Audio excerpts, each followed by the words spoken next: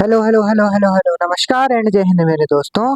स्वागत है आप सभी का इस देश के एक स्टडी प्लेटफॉर्म एलएस स्टडी पर। मैं लक्ष्य शर्मा आप सभी का स्वागत करता हूं इस देश के एक स्टडी प्लेटफॉर्म एलएस स्टडी पर।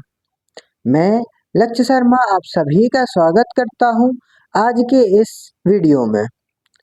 जैसा कि प्रीवियस लेक्चर में हमने बात की थी कि प्रेजेंट कॉन्टिन्यूअस में जो मेन वर्ब का प्रयोग होता है वो कौन सी होती है, हेल्पिंग वर्ब का प्रयोग होता है वो कौन सी होती है। तो प्रेजेंट कॉन्टिन्यूअस में जो हेल्पिंग वर्ब का प्रयोग होता है वो होता है is, are and am. Is, are, am main verb की first form plus ING.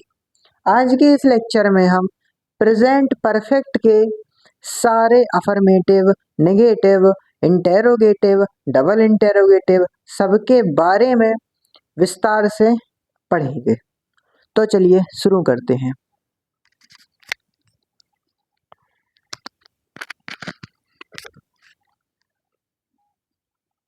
Present perfect. Present perfect tense की पहचान क्या होती है? तो प्रेजेंट परफेक्ट टेंस को पहचानने के लिए जब कोई सेंटेंस के लास्ट में चुका है, चुकी है, चुके हैं, फॉर द एग्जाम्पल वह खाना खा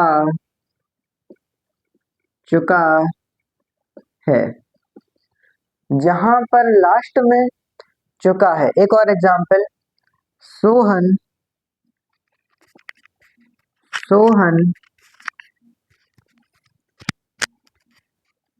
रो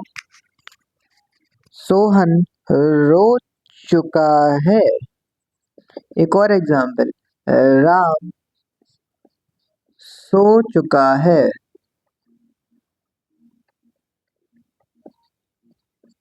एक और एग्जाम्पल, मोहन खाना पका चुका है। एक और एग्जाम्पल, रोहित एक गीत गा चुका है। तो इन सब सेंटेंसों में आपको क्या कॉमन दिखाई दे रहा है? इन सभी सेंटेंस में या इन सभी वाक्यों में आपको एक चीज कॉमन दिख रही होगी, चुका है, चुका है, चुका है, चुका है एंड चुका है। अब कोई सेंटेंस में चाहे वो चुका है, चाहे चुकी हो, चुका है, चुकी है, चुके हो, अगर ये आ रही है तो वो प्रेजेंट परफेक्ट का टेंस होगा। किसका टेंस होगा? वो प्रेजेंट परफेक्ट का टेंस होगा। अब आते हैं अफर्मेटिव पे। यहां तक क्लियर है? अब आते हैं अफर्मेटिव सेंटेंस। तो अफर्मेटिव सेंटेंस, जैसे कि प्रीवियस लेक्चर में हमने यह बताया था कि अफर्मेटिव सेंटेंस क्या उनसे होते हैं, मतलब अफर्मेटिव सेंटेंस क्या होते हैं। तो अफर्मेटिव सेंटेंस वे सेंटेंस होते हैं, अफर्मेटिव सेंटेंस वे सभी सेंटेंस होते हैं जो बिल्कुल सिंपल फॉर्म में होते हैं। उसमें बातचीत बिल्कुल साधारण तरीके से होती है, वहां पर अफर्मेटिव सेंटेंस होता है। जहां पर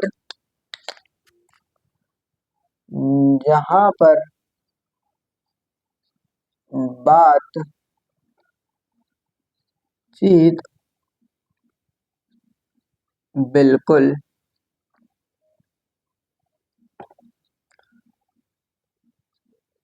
बिल्कुल सिंपल फॉर्म में होती है। जहां पर कोई बात बिल्कुल सिंपल फॉर्म में होती है, जैसे कि यहीं पर एग्जाम्पल जो लिखे थे, राम खाना खा चुका है, सोहन गाना गीत गा चुका है, मोहन दौड़ चुका है, सोहन खाना पका चुका है। जी नॉर्मल अपने लैंग्वेज में ये अफर्मेटिव के ही सेंटेंस माने जाएंगे। अब आते हैं इसकी हेल्पिंग वर्ब पे। तो प्रेजेंट परफेक्ट टेंस के हेल्पिंग वर्ब जो होती है वो होती है हैज और हैव। हैज और हैव प्रेजेंट परफेक्ट की हेल्पिंग वर्ब होती है। कौन सी? हैज और हैव। अब मेन वर्ब की बात करें तो मेन वर्ब इस वाले कॉन्सेप्ट में आप एक याद कर लो कि प्रेजेंट हो परफेक्ट हो, चाहे पास्ट परफेक्ट हो, चाहे फ्यूचर परफेक्ट हो, सभी में मेन वर्ब की थर्ड फॉर्म का ही प्रयोग किया जाएगा। तीनों सेंटेंस में, चाहे प्रेजेंट हो, चाहे पास्ट हो, चाहे फ्यूचर हो, तीनों में परफेक्ट के में वर्ब, मेन वर्ब की थर्ड फॉर्म का प्रयोग होगा।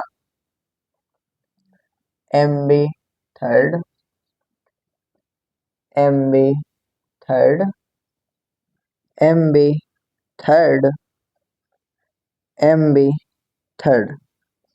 अब एम बी थर्ड का मतलब, एम बी थर्ड का मतलब मेन वर्ब की थर्ड फॉर्म तो ठीक है। मेन वर्ब होती क्या है? तो मेन वर्ब जैसे कि कोई वर्ड है, जैसे गुड है, तो गुड की फर्स्ट फॉर्म होती है गुड, सेकंड फॉर्म होती है बेटर, थर्ड फॉर्म होती है बेस्ट। तो गुड की जो थर्ड फॉर्म बेस्ट है वो उसमें प्रयोग की जाएगी। अब आते हैं नेगेटिव पे।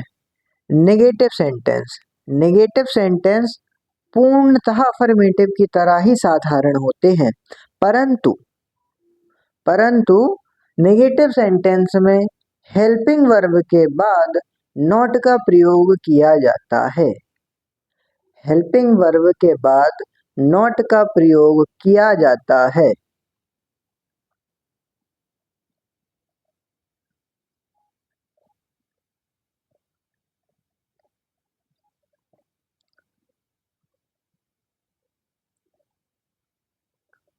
अब स्ट्रक्चर देखते हैं। स्ट्रक्चर अफर्मेटिव का simple, subject plus helping verb plus object. अब आप लोग कहोगे मेन वर्ब की थर्ड फॉर्म कहाँ लगानी, जब इसमें मेन वर्ब कहीं दी ही नहीं गई है स्ट्रक्चर में। तो सब्जेक्ट और हेल्पिंग वर्ब लिखने के बाद मेन वर्ब या अदर वर्ड जो भी होता है वो सब ऑब्जेक्ट में होता है, इसलिए ऑब्जेक्ट जो है उसी में हम मेन वर्ब की थर्ड फॉर्म का प्रयोग करेंगे। इसका structure same, subject plus helping verb, बस इसमें नॉट का प्रयोग हो जाएगा, प्लस ऑब्जेक्ट, कंप्लीट। अब आते हैं इंटेरोगेटिव पर। इंटेरोगेटिव सेंटेंस वे सेंटेंस हैं, इंटेरोगेटिव सेंटेंस वे सेंटेंस है जिसमें, इंटेरोगेटिव सेंटेंस वे सेंटेंस है जिसमें किसी प्रश्न के पूछे जाने के बारे में वर्णन होता है। जैसे सोहन कल कहाँ जा चुका है, सोहन कल कहाँ जा चुका है। मोहन, क्या मोहन खाना पका चुका है, क्या मोहन खाना पका चुका है। ये आते हैं इंटेरोगेटिव। जैसे इसकी हेल्पिंग वर्ब होती है हैज है। स्ट्रक्चर की बात करें तो इसमें हेल्पिंग वर्ब पहले आएगी, फिर आएगा सब्जेक्ट, फिर आएगी वर्ब, फिर आएगा ऑब्जेक्ट। अब वर्ब क्या इसमें प्रयोग नहीं होनी है? प्रयोग इसमें भी होनी है verb, but verb, main verb, बाकी जितने भी other word, main verb, verb, वो सारे इनमें ऑब्जेक्ट में ही लिखेंगे। इसमें इसलिए लिख दिया क्योंकि सब्जेक्ट के बाद अगर डायरेक्ट ऑब्जेक्ट लिखेंगे तो वह अच्छा नहीं लगेगा। तो helping verb plus subject plus verb plus object plus question mark. ये अगर क्वेश्चन मार्क नहीं लगाया तो सेंटेंस रॉन्ग हो जाएगा। Question mark is the most important part है ये इंटेरोगेटिव का। क्वेश्चन मार्क यदि नहीं है तो क्वेश्चन रॉन्ग माना जाएगा। अब double interrogative, double interrogative sentence क्या होते हैं? डबल इंटेरोगेटिव सेंटेंस इंटेरोगेटिव की तरह ही है, बस इसमें प्रश्न तो पूछा जाता है बट कुछ तो अंतर होगा ना। तो इसमें प्रश्न जो पूछा जाता है उसमें जो WH फैमिली का वर्ड होता है वो सेंटेंस के मिड में, बीच में आता है, वह डबल इंटेरोगेटिव सेंटेंस होता है। अब इसकी क्या हेल्पिंग वर्ब होती है? तो इसकी भी हेल्पिंग वर्ब होती है हैज एंड हैव। इन चारों में affirmative, negative, interrogative, double interrogative सभी में जो प्रेजेंट परफेक्ट की हेल्पिंग वर्ब है वो है हैज और हैव। मेन वर्ब की थर्ड फॉर्म। स्ट्रक्चर की बात करें तो इसमें सबसे पहले आता है WH फैमिली, सेकंड आता है सब हेल्पिंग वर्ब, थर्ड आता है सब्जेक्ट, फोर्थ आता है वर्ब, फिफ्थ आता है ऑब्जेक्ट और सिक्स्थ आता है question mark. Complete, that's it. Present perfect completed. अब आते हैं एग्जाम्पल पे। अफर्मेटिव का एग्जाम्पल, सिंपल एग्जाम्पल, रोहन खाना खा चुका है। रोहन खाना खा चुका है। इसी का अगर आप चाहें तो इसी सेंटेंस का नेगेटिव, इंटेरोगेटिव, डबल इंटेरोगेटिव चारों प्रकार का एक एग्जाम्पल लिख सकते हैं। जैसे इसी का एग्जाम्पल लिखते हैं, रोहन खाना खा चुका है। नेगेटिव बनाए तो रोहन खाना नहीं खा चुका है। रोहन खाना नहीं खा चुका है। रोहन खाना नहीं खा चुका है। इंटेरोगेटिव पे आते हैं। क्या रोहन ने क्या रोहन खाना खा चुका है? क्या रोहन खाना खा चुका है? इसमें प्रश्न पूछ रहा है ना किसी और से, क्या रोहन खाना खा चुका है? क्या रोहन खाना खा चुका है, ये किसी और से पूछा जा रहा है। डबल इंटेरोगेटिव पे आए तो डबल इंटेरोगेटिव का सेंटेंस बनेगा,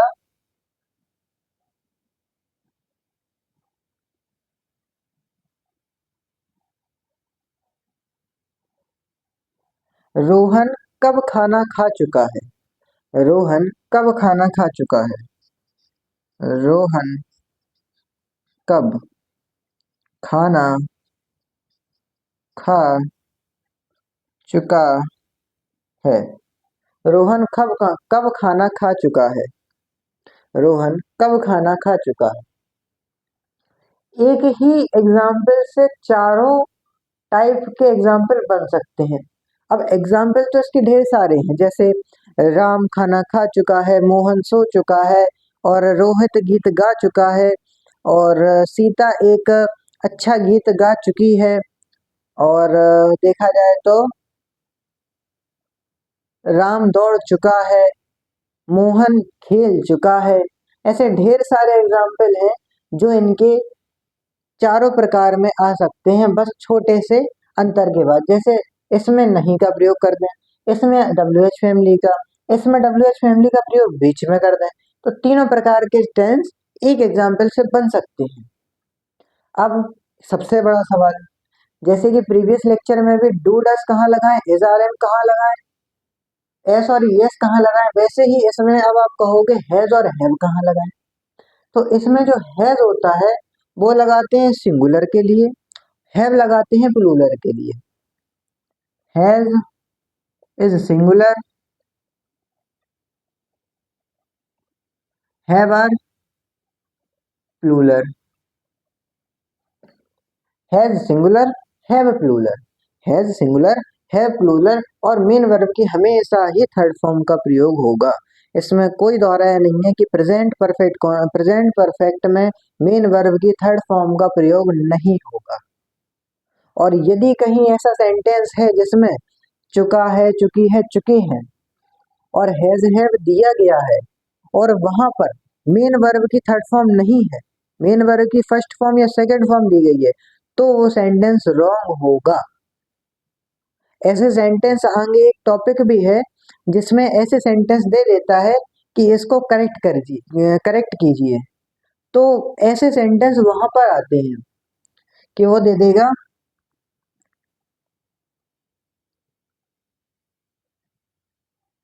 सी हैज डन होगा, वैसे सी हैज डन दिस वर्क। वह यह काम कर चुकी है, वह यह काम कर चुकी है, ये सेंटेंस बिल्कुल करेक्ट है। वह यह काम कर चुकी है, बिल्कुल परफेक्ट सेंटेंस है। लेकिन एग्जामिनर जो होता है वो ऐसे नहीं देगा, वो देगा she has do this work, she has do this work. अब आप लोग कहोगे ये सेंटेंस तो बिल्कुल सही है, इसका भी मतलब वही निकल रहा है, वह यह काम कर रहा है, वह यह काम कर रहा है। रहा है भी नहीं आएगा क्योंकि इसमें आईएनजी का प्रयोग नहीं है। रहा है भी नहीं आएगा क्योंकि इसमें आईएनजी का प्रयोग है। तो ये सेंटेंस अगर प्रेजेंट की नजर से देखें, प्रेजेंट परफेक्ट की, तो यह सेंटेंस रॉन्ग है। यह सेंटेंस किसका होगा? किसी का नहीं, क्योंकि हैज दिया गया। अगर हैज नहीं होता तो ये प्रेजेंट इंडेफिनिट का हो सकता था। अगर हैज दिया है और थर्ड फॉर्म नहीं दिए, वो सेंटेंस रॉन्ग ही माना जाएगा। राइट। अब आज के लेक्चर में हमने प्रेजेंट परफेक्ट के affirmative, negative, interrogative, double interrogative के बारे में पढ़ लिया है। अब आने वाले लेक्चर में, यानी अगले लेक्चर में, हम प्रेजेंट परफेक्ट कॉन्टिन्यूअस की affirmative, negative, interrogative, double interrogative, इनकी हेल्पिंग वर्ब, मेन वर्ब, इन सभी को संपूर्ण तरीके से खत्म करेंगे। उम्मीद है आपको यह लेक्चर अच्छा लगा होगा। मिलते हैं एक छोटे से ब्रेक के बाद। तब तक के लिए पढ़ते रहिए, स्वस्थ रहिए और अपने आसपास के वातावरण को भी स्वस्थ रखिए। जय Hind, love you all, Radhe Radhe.